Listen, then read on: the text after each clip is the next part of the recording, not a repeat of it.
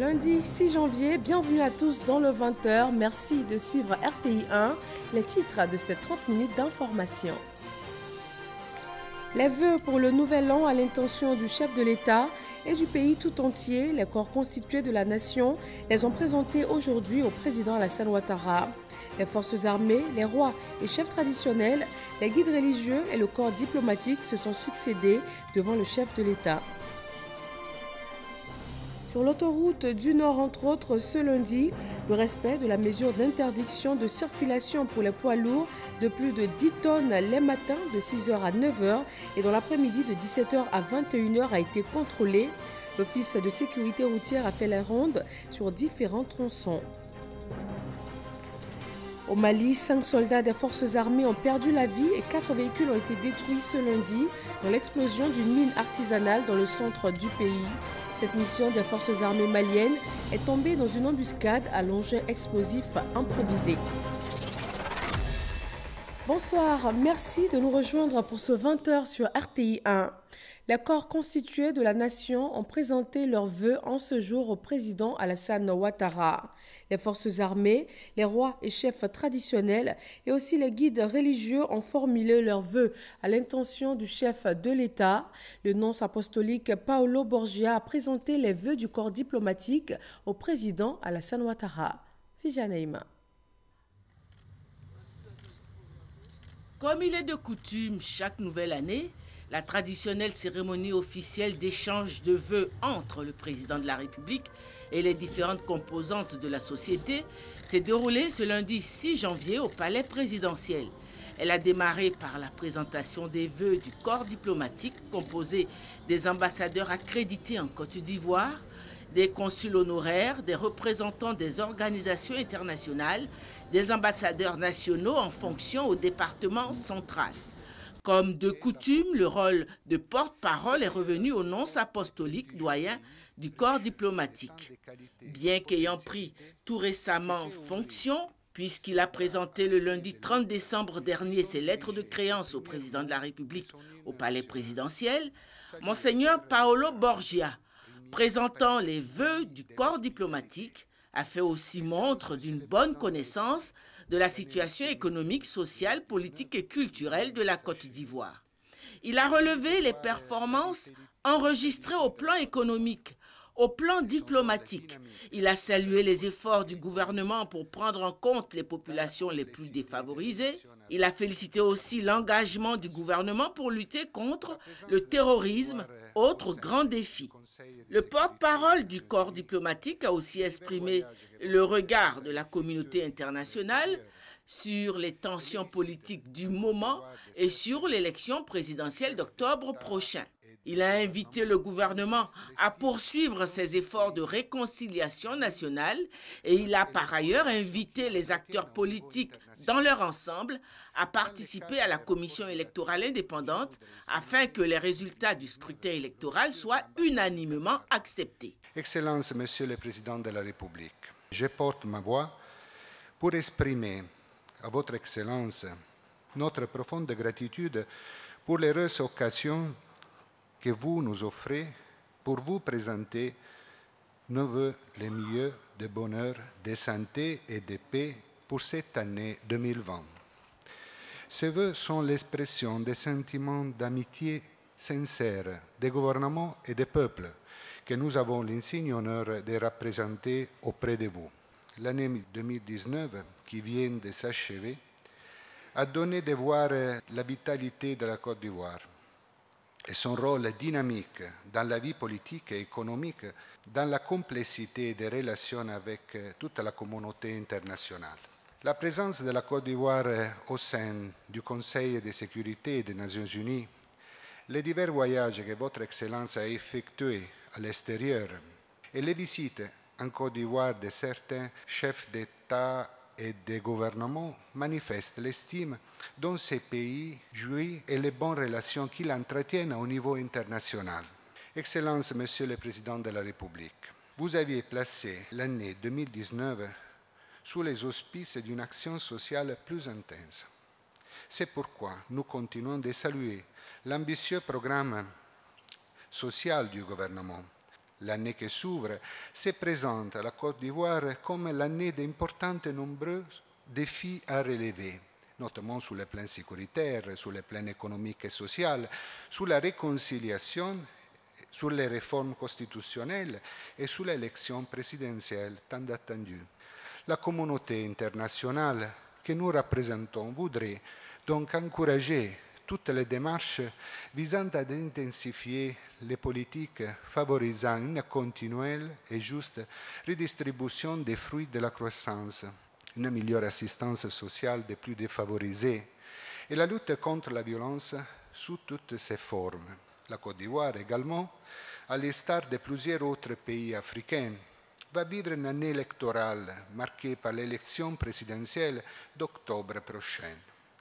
Ce sera une occasion propice pour démontrer la vitalité politique et la maturité démocratique de ces pays à travers des élections justes, libres et transparentes, organisées dans un climat apaisé.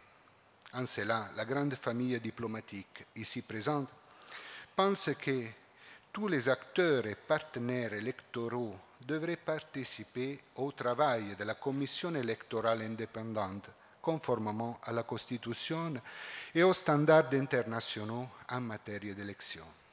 Les implications des observateurs internationaux et la conjugaison d'actions des représentants des organisations internationales et régionales, des diverses forces politiques et de la société civile des Ivoiriennes donneront une meilleure garantie au scrutin. Cela contribuera, sans aucun doute, à ce que tous se reconnaissent dans les résultats et soient prêts à collaborer avec le nouveau chef d'État légitimé par les urnes. Le président de la République a adressé à son tour ses vœux au corps diplomatique, répondant aux inquiétudes exprimées. Il a affirmé d'une voix ferme sa détermination à barrer la route au désordre, à la division et au chaos en Côte d'Ivoire. Parlant de l'élection présidentielle d'octobre, il a réitéré une fois de plus qu'elle se déroulera dans le calme et la transparence. Excellences, Mesdames et Messieurs, je voudrais vous exprimer toute ma reconnaissance pour les vœux chaleureux et les encouragements que vous venez de m'adresser, ainsi qu'au gouvernement et au peuple ivoirien.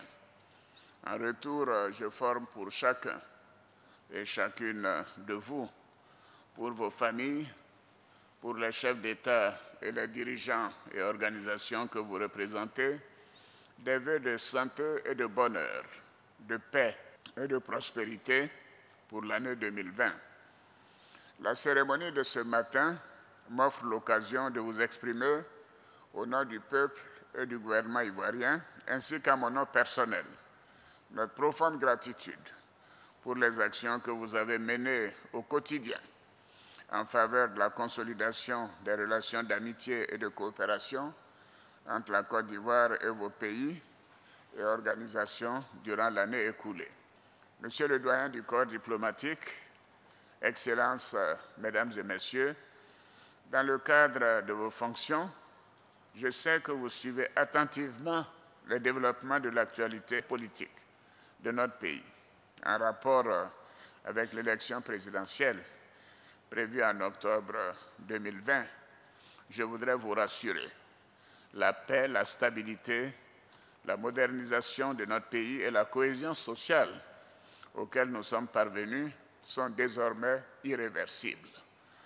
Par ailleurs, notre pays s'est doté d'une constitution porteuse de valeurs démocratiques et d'institutions solides qui garantissent une dévolution démocratique du pouvoir.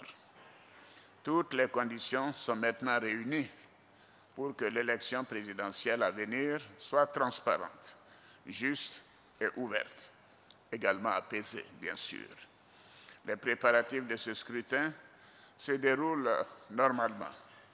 À cet effet, la loi portant recomposition de la Commission électorale indépendante, la CEI, a été promulguée le 6 août 2019.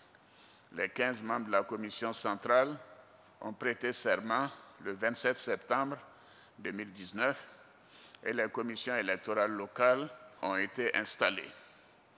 Par ailleurs, le gouvernement rencontrera les partis politiques et la société civile dès le mois de janvier, avant de finaliser le travail sur le cœur du processus, c'est-à-dire le code électoral.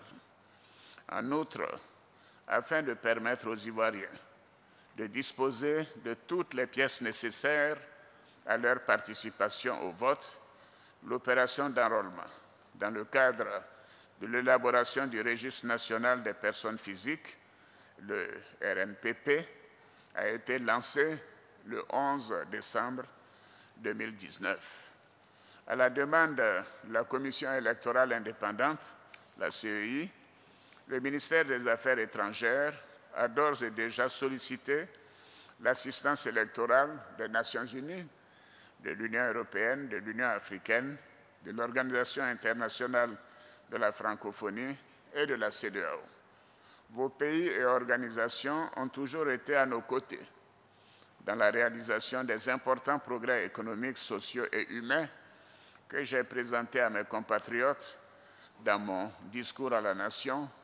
Je voudrais vous assurer que nous continuerons de redistribuer les fruits de la croissance et d'être aux côtés des populations les plus défavorisées, notamment à travers le programme social du gouvernement.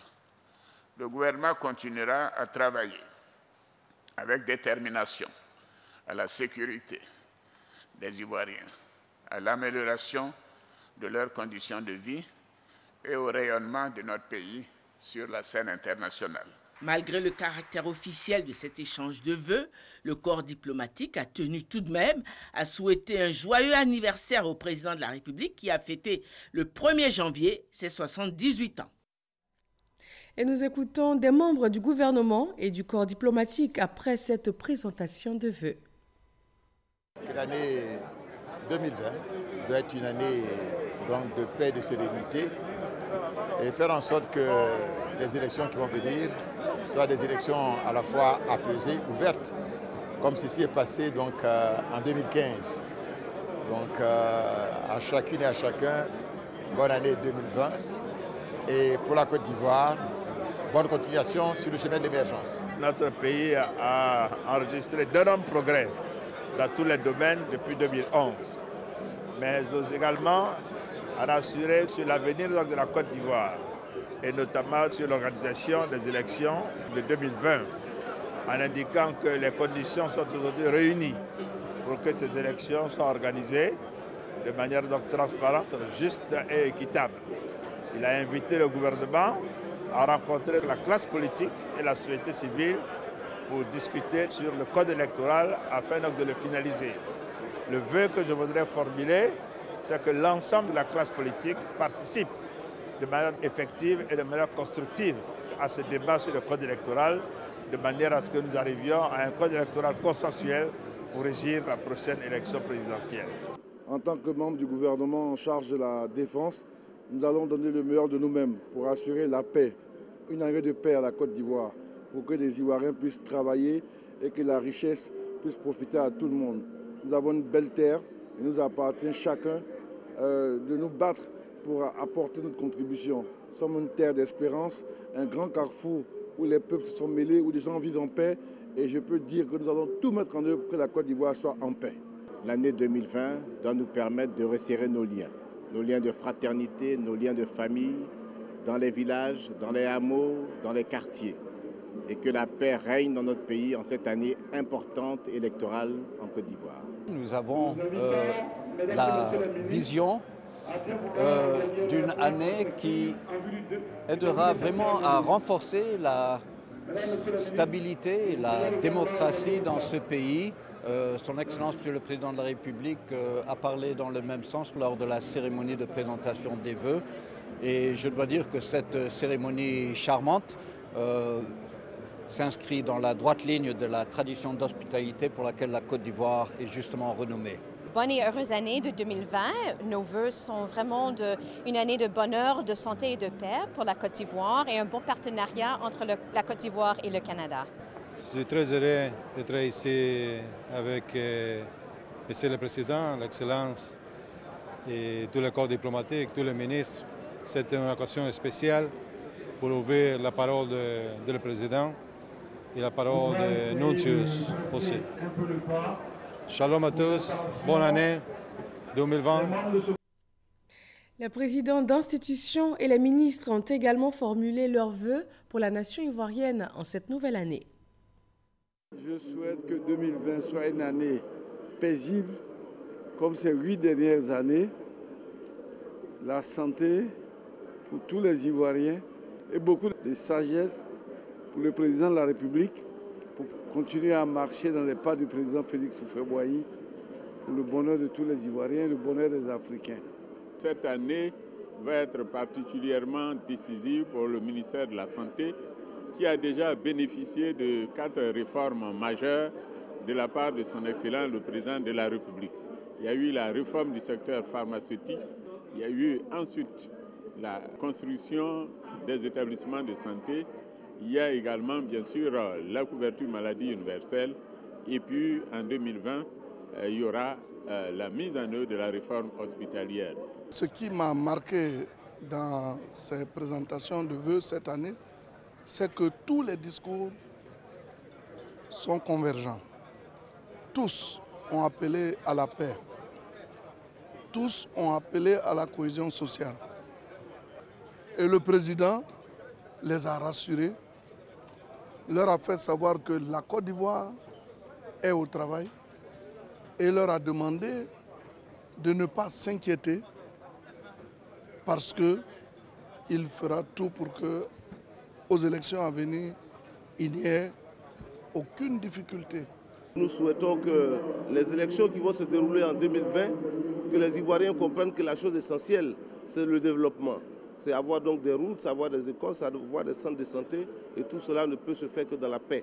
Donc ce que nous souhaitons pour les Ivoiriens, vraiment c'est la paix, que l'ensemble de nos concitoyens aient la santé, pour que nous puissions travailler donc pour le pays. C'est une année qui va permettre à la Côte d'Ivoire de montrer la solidité de ses institutions. Et je voudrais donc souhaiter aux Ivoiriens beaucoup de sérénité, parce que notre pays en a besoin, et surtout beaucoup de joie. Nous sommes sur le bon chemin. 2020 va conforter ces résultats positifs qui ont été engrangés sous l'autorité de son Excellence, Monsieur le Président de la République, et conduit donc par le Premier ministre Amadou Gon Coulibaly. Au nom des populations de Yamoussoukro, tous nos vœux à son Excellence, Monsieur le Président de la République. Des vœux de santé pour lui-même, pour son épouse et toute sa famille. Des vœux de paix et de stabilité pour le pays, parce que tout effort de développement sans la paix est vain. Les forces armées ivoiriennes, dans toutes leurs composantes, étaient également devant leur chef suprême aujourd'hui, lundi 6 janvier. Elles ont promis au président de faire de 2020, année électorale, une année paisible et apaisée. Chiram Kofi Abola. Ça n'arrive pas tous les jours, mais chaque année, la cérémonie de présentation des vœux au président de la République. Ce moment, comme c'est le cas ce lundi, a toujours revêtu pour les forces armées ivoiriennes, dans toutes leurs composantes, un caractère spécial parce que leur permettant de se retrouver devant leur chef suprême pour lui rendre hommage. Le président Alassane Ouattara, en l'occurrence. Face à lui, les membres de ces forces n'entendent pas du tout changer de cap après 12 mois passés dans la quiétude. Ils se disent, à travers leur porte-parole, être toujours déterminés au nom du sens du devoir et de la loyauté à relever les défis quant à la sécurité des institutions, des biens et des personnes au cours de cette année 2020 qui vient d'être entamée.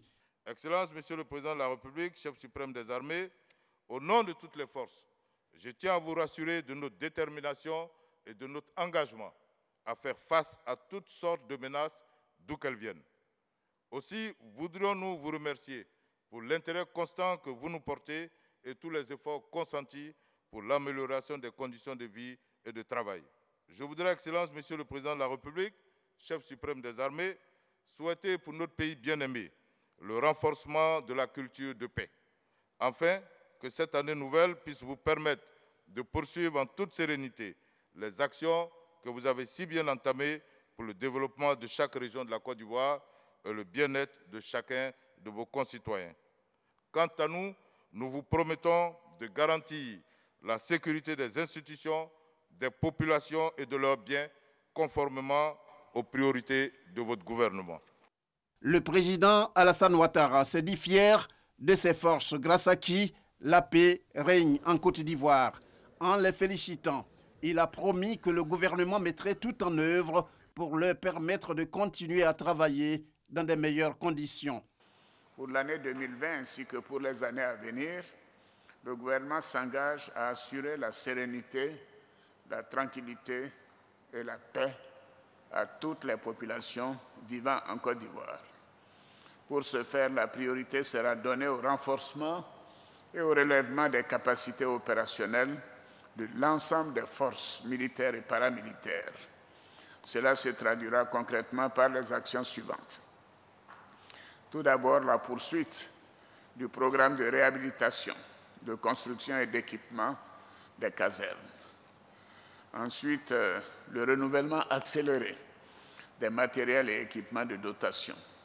Le renforcement des capacités opérationnelles des unités déployées aux frontières nord. Ensuite, le renforcement des capacités des hommes par la formation et l'entraînement.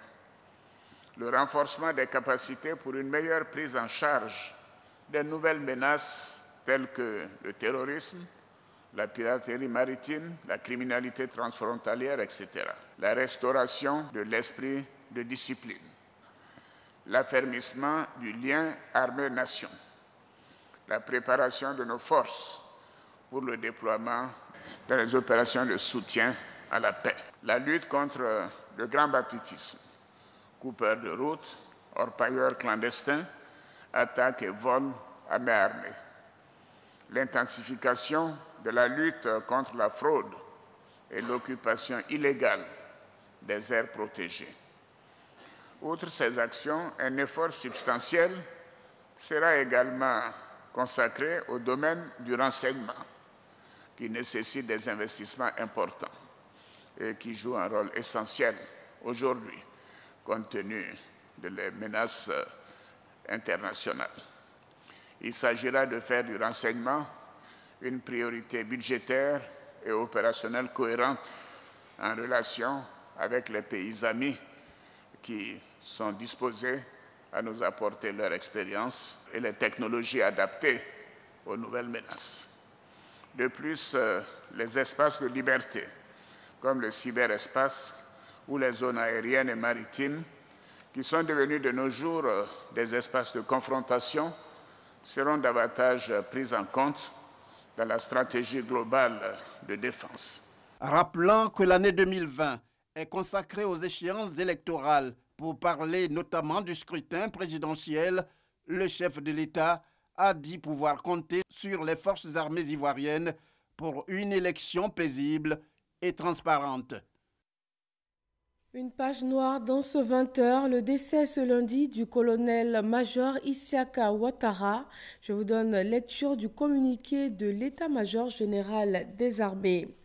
L'état-major général des armées a le regret d'annoncer le décès du colonel-major Isiaka Ouattara, dit Ouattao, commandant des unités rattachées à l'état-major général des armées, survenu des suites d'une longue maladie le lundi 6 janvier 2020 aux États-Unis. L'état-major général des armées salue la mémoire d'un officier de valeur et s'incline devant la douleur de la famille et des proches du défunt. Le programme des obsèques sera communiqué ultérieurement. C'est signé le général de corps d'armée Lassina Doumbia, chef d'état-major général des armées. Et le président Alassane Ouattara a lui aussi rendu hommage au défunt colonel-major Isiaka Ouattara. Nous l'écoutons. Je savais que mon jeune frère, le colonel-major Ouattao, avait des soucis de santé et toutes les dispositions ont été prises pour l'envoyer aux États-Unis. Il y a 2 semaines, j'avais pu lui parler. Il y a 1 semaine, j'ai pu parler également à son épouse. Et malheureusement, toutes les dispositions prises par des médecins de haute qualité aux États-Unis n'ont pas aidé à le préserver. Et donc vous pouvez imaginer ma tristesse, car Ouattao était véritablement un jeune frère. Et je viens tout à l'heure de parler à son père, à Doropo, et j'ai également demandé à mon jeune frère Ibrahim Ouattara d'appeler le roi de Bouna, le roi, pour lui dire toutes nos condoléances. Et donc je pourrai appeler le roi Naguilima un peu plus tard dans l'après-midi. Je voudrais donc dire à toutes nos forces armées que tous ceux qui ont été avec lui durant ces nombreuses années, qu'ils perdent un frère d'armes, mais au-delà, ils perdent un frère. Et quand Ouattao est allé au Maroc pour donc sa formation à l'école supérieure de guerre, il a été donc véritablement fait un excellent travail. Et même avec Sa Majesté, le roi Mohamed VI, nous en avions parlé, et avec le général chef d'état-major des forces royales, de progrès importants et de l'aptitude et sa soif d'apprendre. Et il avait bien appris. Et c'est tout cela qui donc justifiait sa promotion au grade de colonel-major. J'ai donné des instructions au ministre de la Défense pour que toutes les dispositions soient prises, pour que l'armée et nous-mêmes, nous puissions donc lui rendre hommage pour le travail accompli.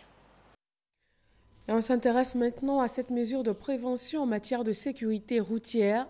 Les gros camions de plus de 10 tonnes ne sont plus autorisés à circuler à Abidjan le matin de 6h à 9h et dans l'après-midi de 17h à 21h. La tournée de vérification de l'Office de sécurité routière avec Lanciné Bakayoko.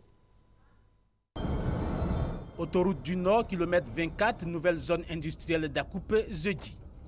Il est 8h, mais ces porteurs poids lourds stationnés le long de l'autoroute attendent 9h pour recommencer à circuler. La plage horaire a été réaménagée, modifiée, en ramenant ça le matin de 6h à 9h et l'après-midi de 17h à 21h. C'est le carambolage mortel provoqué le 23 décembre par un gros camion qui a poussé le ministre des Transports, Amadou Koné, à réaménager les plages horaires pour la circulation des véhicules poids lourds dans la ville d'Abidjan. La mesure soulève quelques grincements de dents. De 6h à 9h, nous, franchement, ça ne nous arrange pas. Quand ça est comme ça, là, on ne pourrait pas gagner l'argent pour rentrer à la maison. Nous devons de la nourriture périssable. Donc si je dois stationner matin jusqu'à 9h, or le camion fait chaud dans le camion, il peut avoir des produits qui peuvent endommager et périssables. Le dispositif ne prend pas en compte les camions d'aliments périssables, mais le cas pourrait faire l'objet d'un examen particulier via une demande express. S'il y a le transport de certains produits périssables, ils ont à le signaler à l'administration qui va l'apprécier. On pourra donner des dérogations dans ces cas-là. Pour l'heure, seuls les véhicules affectés à la livraison de bouteilles de gaz butane et d'hydrocarbures dans les agglomérations de Yamoussoukro et d'Abidjan sont exonérés. Cette mesure d'interdiction des gros camions aux heures de pointe, un grand soulagement pour les autres usagers. Les poids lourds créent trop d'embouteillages. C'est une bonne initiative parce qu'aujourd'hui, il y a la fluidité.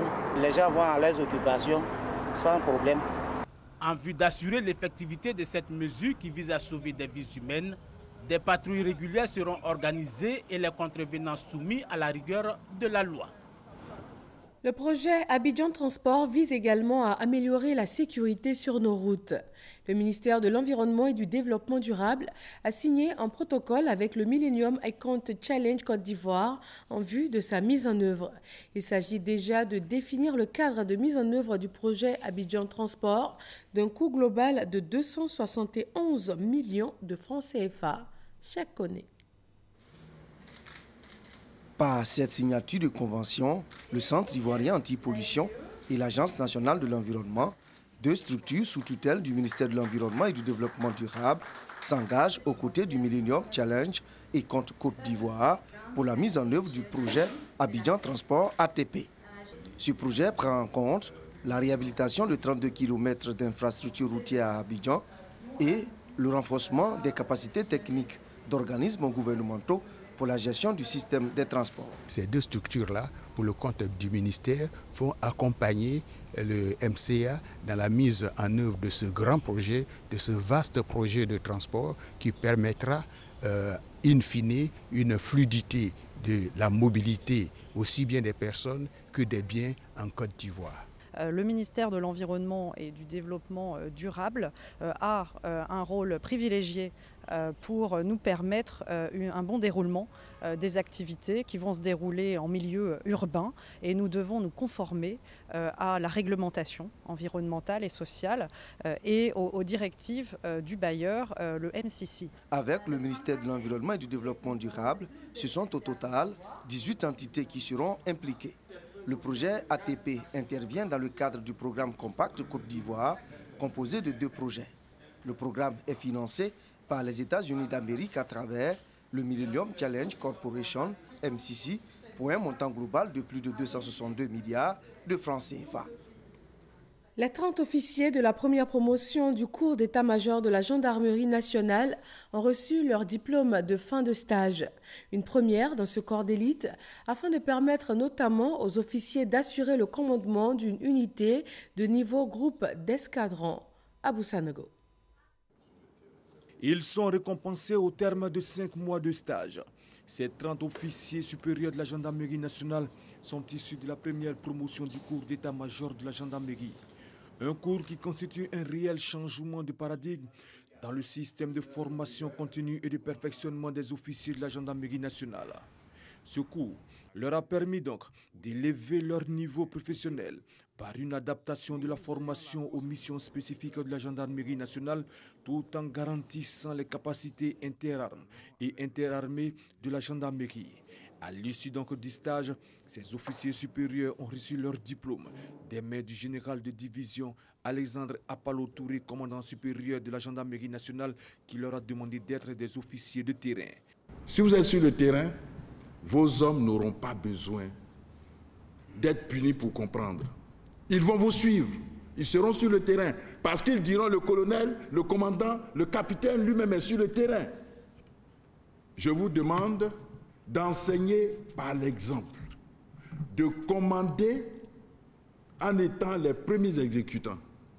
Maintenant que vous êtes diplômé du cours d'état-major de gendarmerie, vous devez être des chefs qui disent à leurs hommes, suivez-moi. Mais pas des chefs qui disent essentiellement, allez-y.